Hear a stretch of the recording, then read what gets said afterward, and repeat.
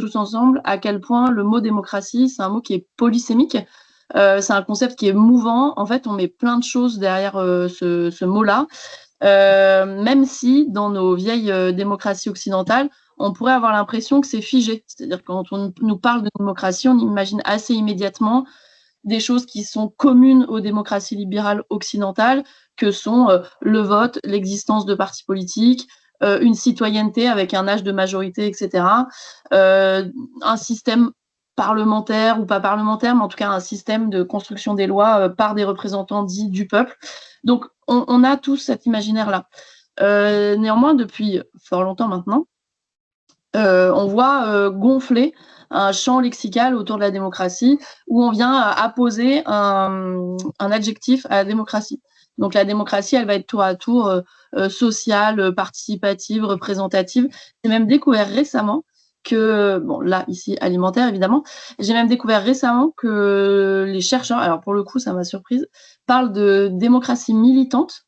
Donc, petite parenthèse, la démocratie militante, c'est quand les États choisissent d'eux-mêmes de limiter les libertés au nom de la démocratie. Par exemple, l'interdiction d'un parti politique parce que pro-russe en Ukraine, par exemple. Donc c'est pour vous dire en fait que la question de la démocratie, en fait, on peut la voir comme quelque chose avec plein de facettes et qui va suivre aussi parfois certaines tendances. Je donne comme exemple la tendance en ce moment de la démocratie d'interpellation, qui est cette tendance à travailler à intégrer dans les institutions la parole qui vient du bas de manière plus ou moins spontanée, mais en tout cas souvent organisée par la société civile, pour créer comme ça quand même des connexions et pas seulement être dans ce que fait beaucoup la démocratie participative, qui est une proposition des institutions d'un espace-temps pour discuter et qui n'est pas toujours prise par l'intégralité des acteurs sociaux et en particulier ces franges les plus on va dire radicales ou et des fois non pas aussi radicales, mais en tout cas organisées et qui refusent le cadre institutionnel. Donc on est là avec ce mot de démocratie qui est extrêmement polysémique, on lui accole plein d'adjectifs et en plus de ça, dans la notion de démocratie, il y a un peu une sorte de double idée, un double mouvement qui est tout à la fois rendre plus démocratique en termes de gouvernance, d'inclusion, etc. Et c'est ce qui va nous intéresser aujourd'hui. Mais, et il ne faut pas l'oublier non plus, il y a quelque chose aussi de l'ordre du rendre accessible au plus grand nombre, qui n'est pas complètement inconnu pour ce qui concerne la démocratie alimentaire et qu'on qualifiera plutôt de démocratisation. C'est-à-dire comment est-ce qu'on démocratise une alimentation saine, etc. pour tout le monde. Et en fait, il faut un petit peu se méfier de ce double sens-là, pour le coup, parce que ce qu'on constate, ça je vous le redirai plus tard, c'est qu'en matière de démocratie alimentaire, parfois, l'une des acceptions prend le pas sur l'autre. Parce qu'on va démocratiser l'accès à une alimentation saine, etc., juste, durable, tout ça, on va oublier la question de l'inclusion, de la participation aux décisions des personnes concernées. Et on verra plus tard qu'en matière d'alimentation, en fait, tout le monde est concerné. Ce qui n'enlève pas vraiment de difficulté. Du coup, si je dois revenir vraiment à qu'est-ce que c'est la démocratie participative, j'utilise une définition que vous pouvez trouver en ligne sur un site très intéressant quand il s'agit de revenir aux bases académiques, on va dire, de ces enjeux-là de participation citoyenne. C'est la définition du DICOPART, qui est un site internet qui est propulsé par le GIS, le groupement interscientifique de participation, qui est donc une émanation du CNRS. Je vous la fais simple, elle n'est pas compliquée, hein, vous inquiétez pas, c'est pas parce que c'est le CNRS qu'elle est compliquée. Donc en gros, la démocratie participative, c'est l'ensemble des procédures ou instruments et dispositifs qui favorisent l'implication directe des citoyens dans le gouvernement et les affaires publiques. Donc c'est très très varié. Ça part du budget participatif au conseil de quartier, au jury citoyen. Maintenant, on connaît les conventions citoyennes, les concertations sur les projets urbains, les débats publics. Ça part du questionnaire jusqu'à la délibération ou aux assemblées, comme a pu présenter Tristan Réchine dans un précédent jeudi de la démocratie alimentaire. Donc c'est très très varié.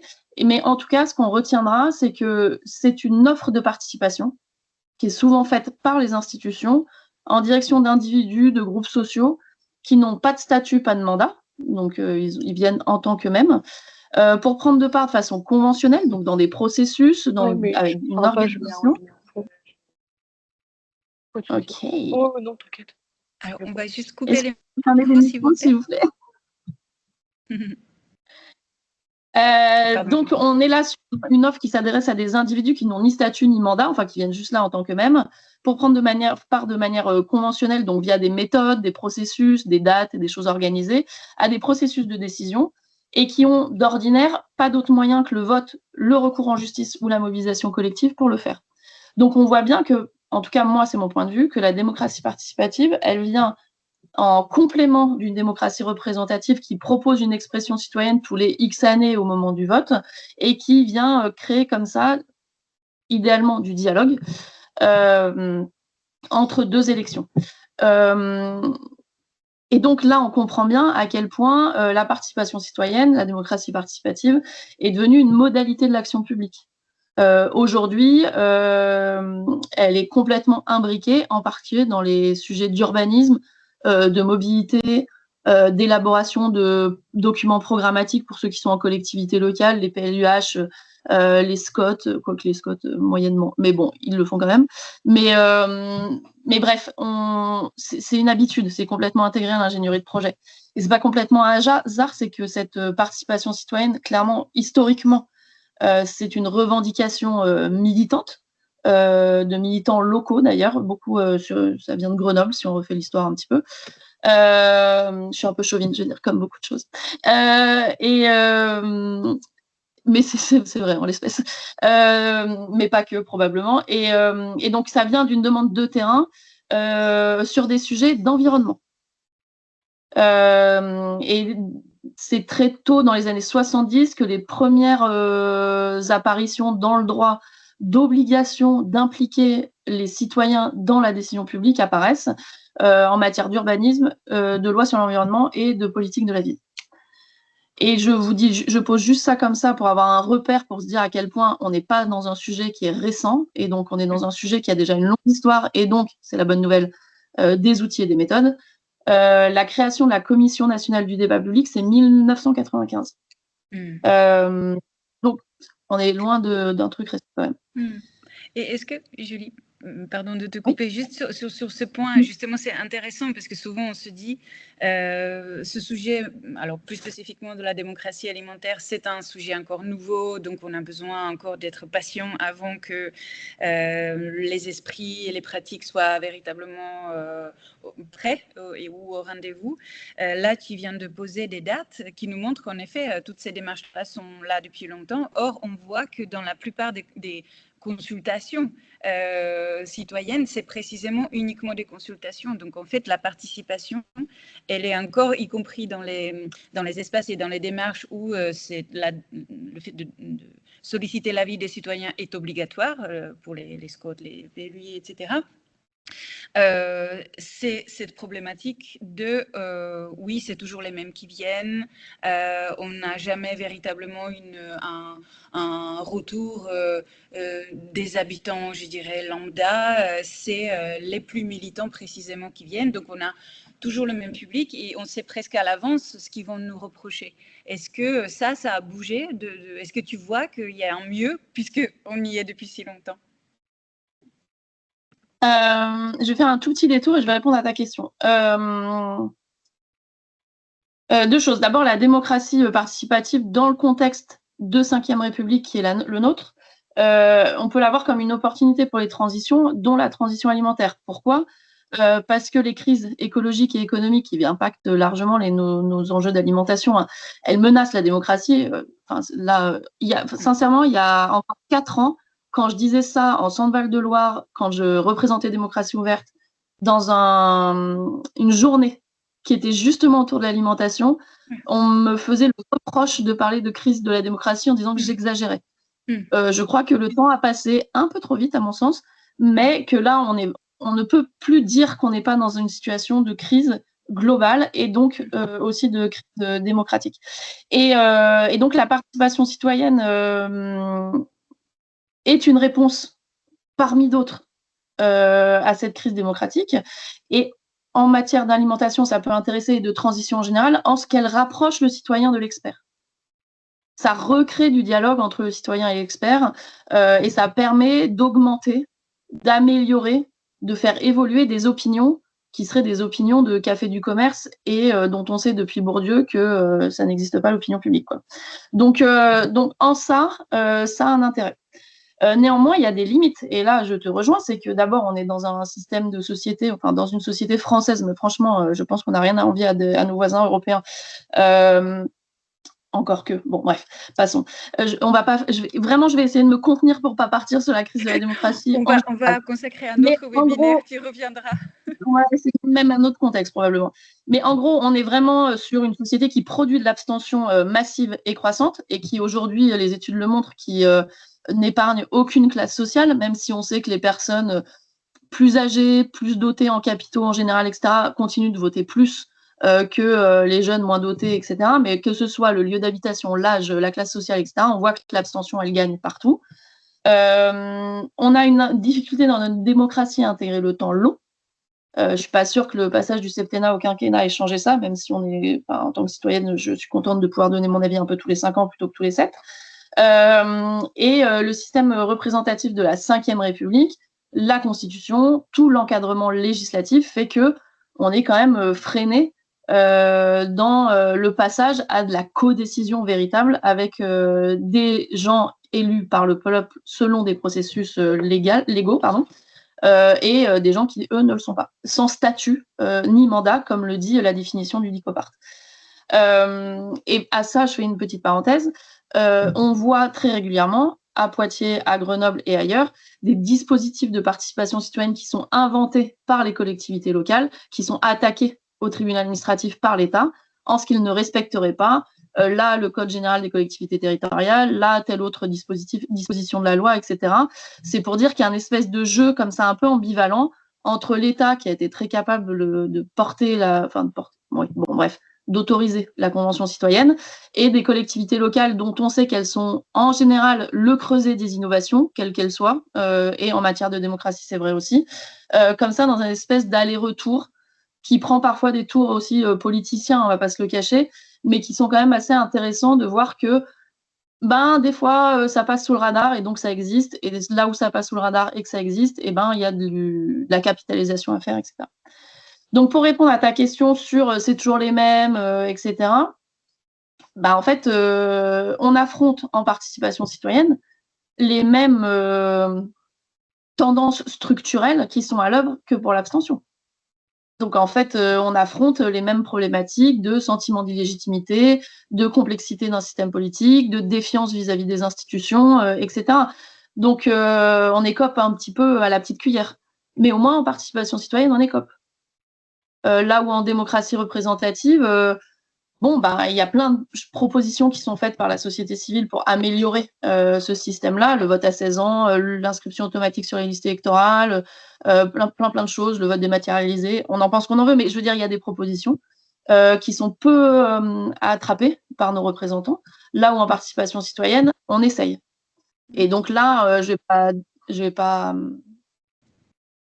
tout faire, mais en gros, il y a une vraie question sur la mobilisation, l'aller vers, les niveaux d'éducation populaire sur les territoires, le maillage par des réseaux de partenaires, par repérer des têtes de réseau qui sont influentes et qui permettent de mobiliser tel ou tel type de public, le community organizing, il y a tout un tas de méthodes qui existent pour dépasser ça. Et aujourd'hui, je voudrais donner un petit message d'espoir, même s'il est relatif.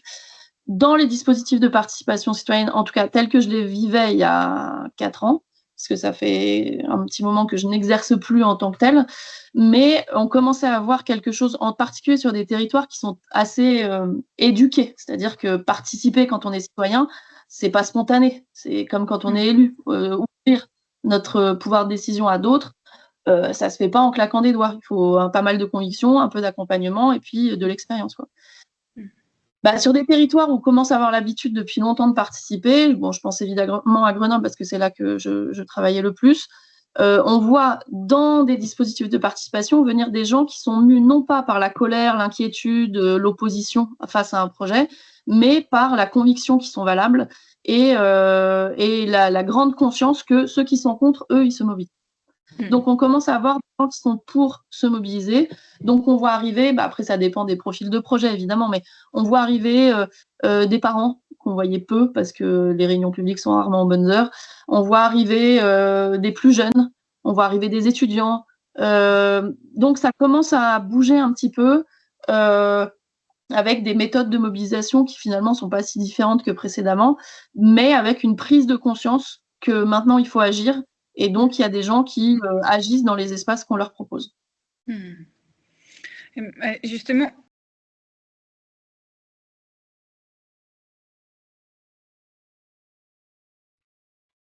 oui, absolument. Alors, nous, quand je travaillais chez Démocratie Ouverte, le sujet de l'alimentation, comment dire, en participation citoyenne, on a des modes. Et là, la grosse mode, c'est la démocratie alimentaire. Mais c'est intéressant parce que d'habitude, les modes, c'est des modes sur des outils, la convention citoyenne, le tirage au sort, machin. Là, la mode, c'est sur une thématique. C'est assez rare en fait. Il y a plein de thématiques sur lesquelles on ne fait pas de participation citoyenne ou trop peu. La culture, on n'en fait pas. Petite enfance, jeunesse, on a parlé les temps scolaires, pardon, on n'en fait quasiment pas. Le grand âge, on n'en fait pas. Enfin, vous voyez, il y a vraiment plein de sujets de politique publique locale sur lesquels on n'a pas cette habitude, à l'inverse de l'ingénierie de projet, comme je vous le disais au début, sur urbanisme, mobilité, etc. Sur l'alimentation, ce que je trouve particulièrement intéressant, c'est l'effet miroir que nous renvoie la thématique au sujet même de la démocratie. C'est-à-dire que le sujet de l'alimentation, c'est comme un peu un terreau fertile pour les enjeux de qualité démocratique, étant donné que l'alimentation, ça concerne tout le monde. Là où la démocratie pose le principe d'égalité entre les personnes, somme toute relative, parce qu'il y a des citoyens, il y a des non-citoyens, hein, donc les enfants sont toujours moins égaux que les adultes, les prisonniers sont moins égaux que les non-prisonniers, etc., etc. Mais bon, ça, le principe, c'est celui de l'égalité. Quand on parle d'alimentation, l'égalité, elle est là de fait. Parce que de fait, en tant qu'humain, on doit manger plusieurs fois par jour, à minima une fois, allez, disons. Et pourtant, comme la démocratie, l'alimentation, c'est un système inégal. C'est-à-dire l'alimentation n'est pas de la même qualité pour tout le monde. Suivant là où on habite, on n'a pas accès aux mêmes choses. Suivant notre naissance, notre éducation, etc., on ne va pas manger de la même manière. On n'a pas les mêmes codes, les mêmes goûts, etc. Et de l'alimentation, de la même manière que la démocratie, nous renvoie à un système d'interdépendance où en fait la décision qu'on va prendre à un moment donné de comment je mange ou comment je vote va avoir un impact bien au-delà de ma personne. En fonction de comment je mange, je favorise tel ou tel système agricole, je favorise telle ou telle santé publique, je favorise tel ou tel rapport de domination. Quand je vote, c'est la même chose. Je cherche à imposer mes vues en espérant qu'on soit suffisamment nombreux pour faire une majorité.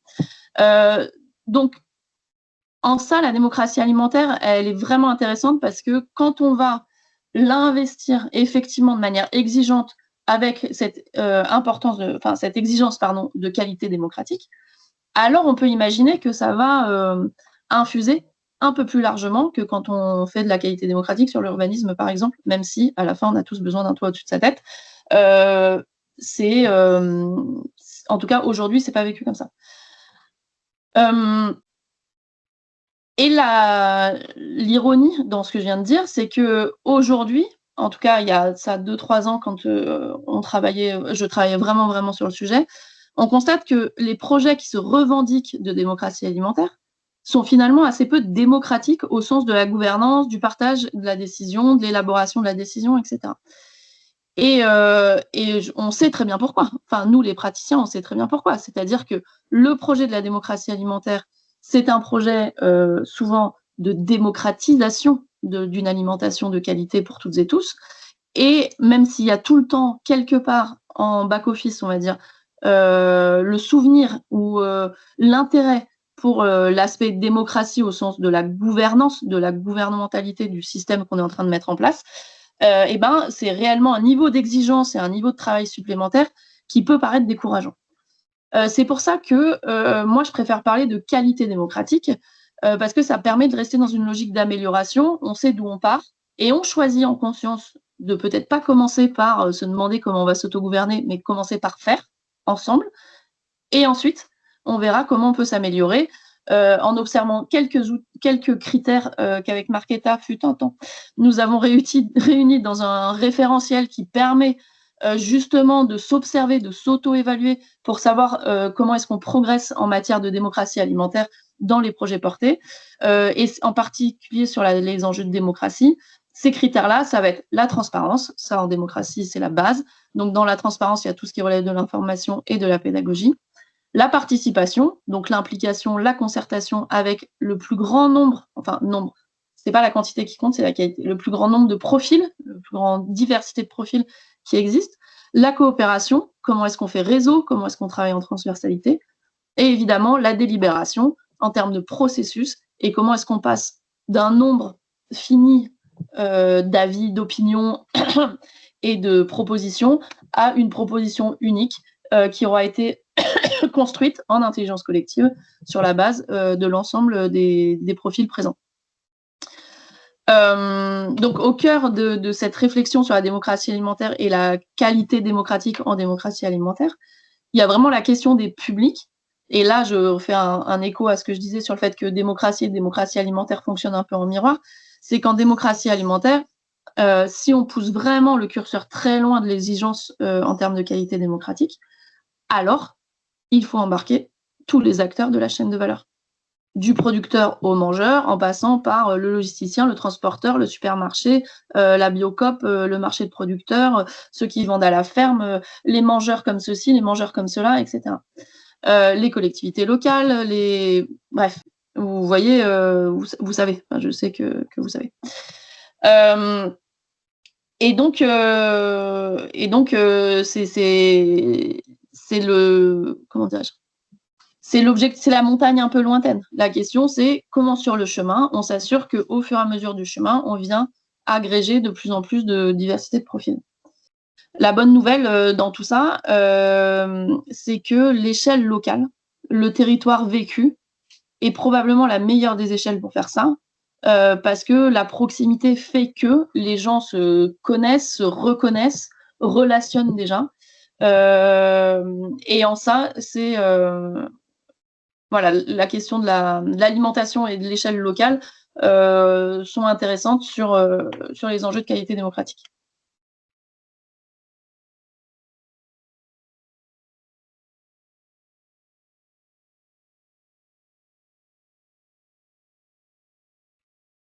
Ouais, effectivement, chez Démocratie Ouverte, on a édité un guide pour des assemblées à haute qualité démocratique en matière d'alimentation.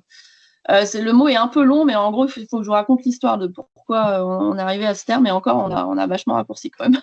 En fait, au moment où je prends mon poste en 2022 chez Démocratie Ouverte, on sort juste de la Convention citoyenne pour le climat, dont Démocratie Ouverte a été une des chevilles ouvrières. Dans le cadre d'un plaidoyer après les Gilets jaunes, etc. On se souvient de l'histoire. Et sur la base de cette expérience-là, l'association est beaucoup sollicitée pour accompagner, donner son avis, faire de la Convention citoyenne sur tout un tas de sujets. Et en particulier sur l'alimentation. Ça revient très régulièrement. J'ai très, très souvent des mails, des coups de fil, des entretiens avec des gens qui ont besoin de ce niveau-là de dispositif pour enclencher une dynamique autour de l'alimentation sur un territoire. Le problème à l'époque, c'est que il est double. C'est un, on n'a pas le temps. Et deux, Démocratie Ouverte, en tout cas moi, la mission qui était la mienne, c'était de faire de l'innovation démocratique. La Convention citoyenne, elle avait existé, c'était plus une innovation. Il fallait qu'elle vive en dehors. Donc, Démocratie Ouverte a créé des documents de retour d'expérience sur la Convention citoyenne, enfin bon, bref, tout ce qui va bien autour des suites sur celle sur le climat. Mais sur l'alimentation, on sentait bien qu'il y avait un truc, une petite marche dans la réflexion qui ne prenait pas.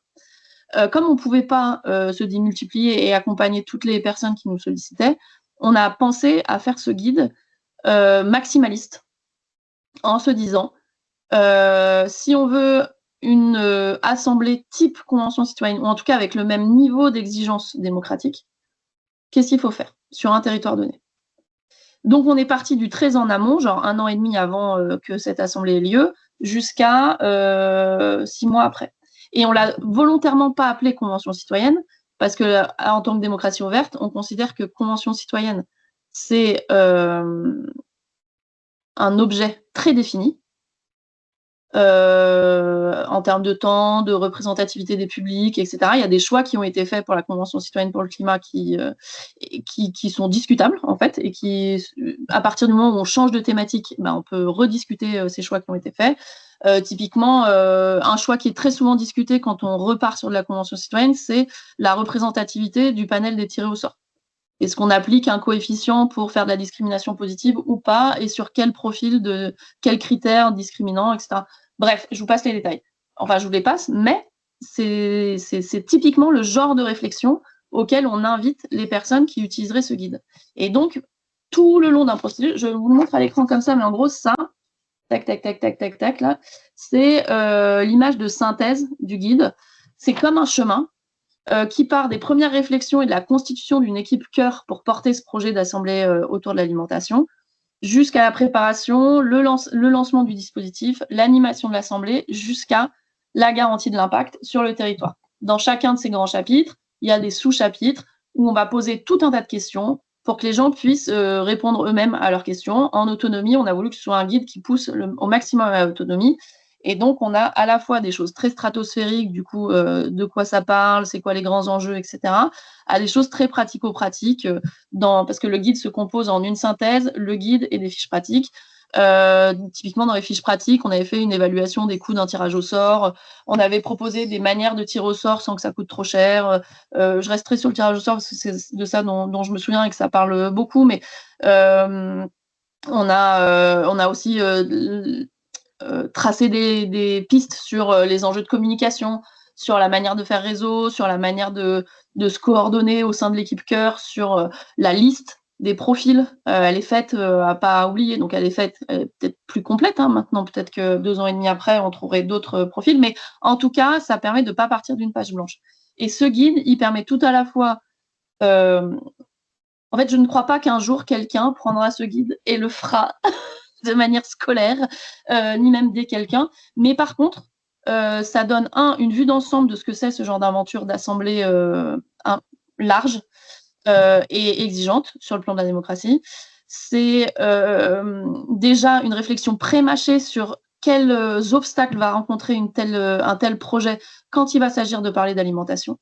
Comment les relever, ces obstacles, quels sont les fondamentaux pour pas trop foirer ou pour réussir, quoi. Et du coup, ça permet aussi, même si on veut faire qu'une petite partie ou si on s'intéresse que sur démarrer une dynamique, on prend que le démarrage. Si on se pose les questions d'impact en général, on prend la partie impact, on voit comment on peut déjà commencer à planter des graines avant la fin du projet. Bref, il se prend dans son intégralité ou par tronçon. Il a vraiment été pensé comme ça. Dans l'idée de permettre la plus grande autonomie, même l'autonomie dans la décision de qu'est-ce qu'on délègue ou pas. Nous, beaucoup, les gens croient qu'il faut prendre des prestataires de services pour animer ce genre de démarche. Oui, peut-être, sauf qu'en fait, on n'a pas toujours les moyens. Et des fois, il y a des endroits où c'est pas forcément nécessaire. Et donc, comment est-ce que, à budget restreint, on va aussi comprendre comment où cibler précisément nos dépenses en fonction de nos besoins réels, quoi. Donc le guide, il se veut vraiment être dans cette dynamique-là. Oui, je rebondis juste parce que ce que tu viens de dire, Julie, est un des messages clés que nous souhaitons passer à travers ces jeudis de la démocratie alimentaire. C'est cette idée que ça paraît dense, ça paraît nécessitant vraiment un professionnalisme très élevé dans la manière d'animer les démarches participatives. C'est vrai, il faut être professionnel, mais comme tu viens de dire, c'est aussi quelque chose dont on peut s'emparer et où on peut tout à fait avancer en ayant cette multitude d'outils, cette multitude de fiches pratiques très claires, très simples, très accessibles qui sont déjà à notre disposition. Donc là, je suis ravie de t'entendre dire que, voilà, de la part de ton expérience aussi, tu prends cette idée qu'on peut y arriver même seul, même sans solliciter des cabinets. Je fais une toute petite parenthèse là-dessus. Gérer une assemblée de citoyennes de n'importe quoi, en fait, c'est de la gestion de projet. C'est juste de la gestion de projet appliquée à une question démocratique et là, à une thématique. Ce n'est rien d'autre que de la gestion de projet. Donc, comme dans toute gestion de projet, On a un planning, on a un budget, on a un réseau d'acteurs. En démocratie alimentaire, on va essayer de faire grandir ce réseau d'acteurs. Donc, du coup, il faut porter un tout petit peu de gouvernance et de comitologie un peu particulière qui vont correspondre ou pas, machin. En fonction de là où on est quand on lance ce truc, est-ce qu'on est côté société civile, salarié d'association ou seulement bénévole d'asso? Est-ce qu'on est un chargé de PAT dans une collectivité locale? C'est encore pas la même chose si on est dans une interco ou si on est dans une commune. Enfin bon, et ben, en fait, on va rebricoler, et moi, ça, c'est un mot que j'aime vraiment beaucoup, on va rebricoler en allant puiser dans la boîte à outils de ceux qui sont venus avant nous, dans la nôtre propre qu'on s'est construite au fur et à mesure de notre parcours professionnel, de celle qui est présente dans la structure pour laquelle on agit, etc. etc. Donc, vraiment, ça, pour moi, c'est primordial. Sur les enjeux, de bien se dire ça pour se désinhiber un petit peu et faire lever les tabous. Sur les questions de facilitation d'intelligence collective, en revanche, là, pour moi, c'est une question de posture. Dans nos organisations, il y en a plein, on le sait, il y a des gens, on trouve ça plus cool quand c'est eux qui ont animé les réunions. Bon, voilà. Bon, bah, peut-être que c'est plus ces personnes-là qui ont une fibre de facilitation d'intelligence collective. En plus, maintenant, les formations, elles pullulent. Alors, je pense qu'elles ne sont pas toutes de qualité égale, mais en tout cas, elles pullulent. Et je pense qu'il y en a dans plein de territoires, il y en a plein de qualités. Honnêtement, c'est pas... La facilitation d'intelligence collective, il n'y a pas besoin de se former longtemps, il faut surtout pratiquer. Donc, faut s'autoriser à commencer dans des réseaux associatifs, dans des petits groupes, c'est toujours mieux que tout de suite dans une salle de 500 personnes avec des gens qui ne sont pas contents entre eux. Mais le chemin est très possible. Et enfin, oui, en fait, c'est vraiment ça que je voulais dire, quoi. Et après, juste sur les enjeux de démocratie, et moi, c'est ce que je dis parce que j'enseigne à Sciences Po Grenoble. C'est pas que je mettrai un bémol sur le Yaka Faucon, parce que globalement, Yaka Faucon, hein, c'est pas compliqué. Mais je trouve important de quand même se re-ancrer dans mettre du sens dans ce qu'on fait et faire très très attention, parce qu'en matière de dispositifs qu'on qualifiera de démocratie, ou en tout cas dont la promesse faite au public est une promesse de démocratie, c'est très ingrat. C'est très dur de faire de la qualité et d'avoir des résultats et des gens qui participent effectivement, etc. En revanche, foirer, c'est très facile. Et une fois qu'on a foiré, c'est très compliqué de revenir dans la confiance comme ça avec les gens. Donc moi, mon grand message, j'anticipe un peu sur la question à venir, mon grand message, c'est vraiment de faire les choses simplement.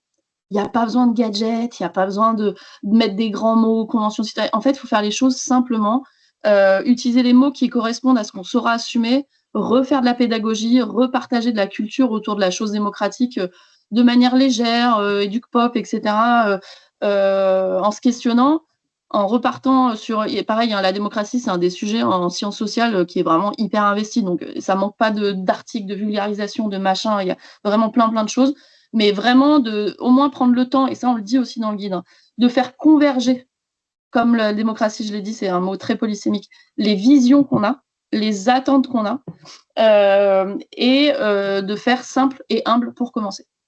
Et ensuite, on crante et on améliore et on pousse les curseurs toujours un peu plus loin, plus de public, plus de codécision, plus de rapports de force ou d'accueil du rapport de force, plus de débat. Et quand je dis débat, je dis du vrai débat, hein, des gens qui ne sont pas d'accord entre eux, hein, parce que sinon ça s'appelle une discussion. Enfin voilà, et il faut commencer quelque part. Et vouloir commencer parfois tout de suite trop haut, c'est la garantie de se planter. C'est pour ça que quand je critiquais les projets de démocratie alimentaire qui oublient un peu l'aspect démocratie sur la gouvernance, c'est une critique amicale. Parce qu'en fait, je sais trop bien à quel point en fait, c'est important surtout de commencer. Et aujourd'hui, les projets de démocratie alimentaire qu'on peut observer, que ce soit à Montpellier ou ailleurs, ça reste naissant, quoi. Ça a à peine quelques années. Donc vraiment, loin de moi l'idée d'être négative sur le sujet, juste vigilant au fait que quand on dit démocratie alimentaire, il y a des gens, pas tous les gens, mais il y a des gens qui vont attendre une certaine qualité en termes de gouvernance et d'implication du plus grand nombre dans la décision. Voilà, donc en gros, pour vraiment conclure sur cette partie présentation, on va dire, pour moi, c'est le grand sujet pour faire vivre concrètement la démocratie alimentaire dans les territoires. Pour moi, j'aurais plusieurs choses. C'est un, le réseau, enfin, vraiment optimiser le réseau à fond, c'est ça qui va rendre la chose vivante à terme. Deux, l'humilité par rapport à cette matière démocratique qui est si fragile, en fait, et qu'on n'a pas besoin d'abîmer encore plus.